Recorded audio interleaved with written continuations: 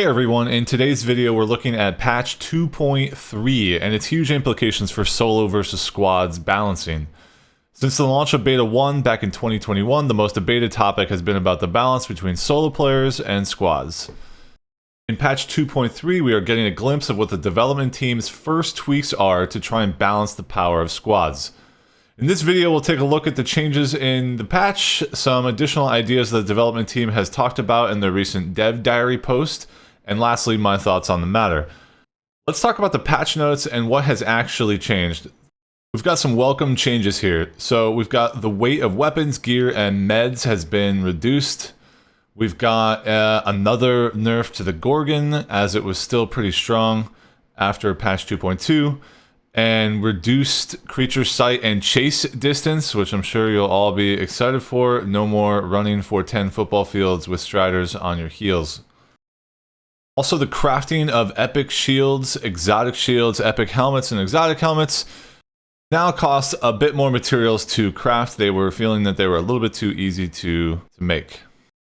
Alright, let's talk about the first nerf to squads. The first is the ping functionality has been removed and an over there voice line is used as a substitute. I don't see the voice line helping in the slightest. So you've gone from having a ping which was super fast and super accurate to having a voice line that I don't think is going to have any value at all. So I think this is a total nerf of this functionality. I think it remains to be seen how much of an impact this will have on squad fights. Probably small, but noticeable. Now it's time to talk about skill-based matchmaking, or MMR, matchmaking rating, which is what the cycle uses to help match players of similar skill.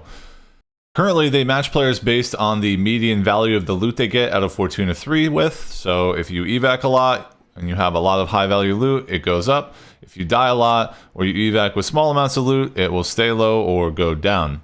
So they've made an adjustment to the MMR values of players that squad up to reflect their choice of playing as a squad. The more players, the higher the MMR multiplier.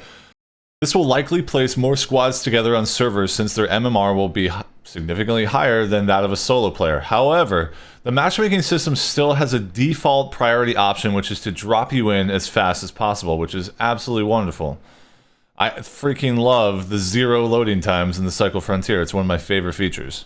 This is another attempt to protect solo players from running into god squads over and over again, and kind of put them more against each other, if you will.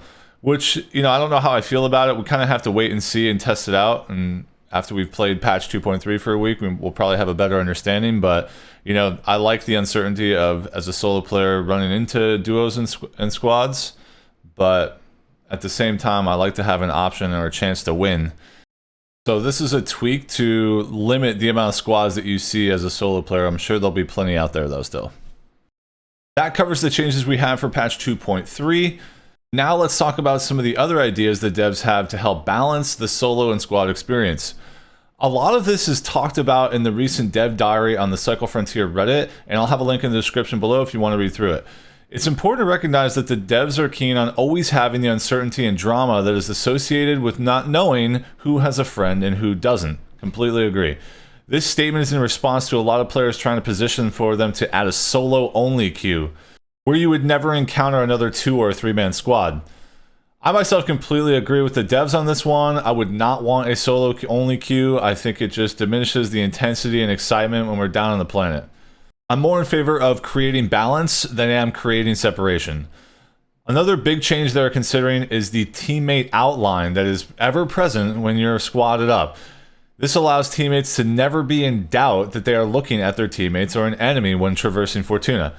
With team damage enabled in the Cycle Frontier, never doubting that a player you are looking at is an enemy equates to a serious gain in reaction time, and thus making the solo player lose out on any potential uncertainty, which could turn the tides of a fight.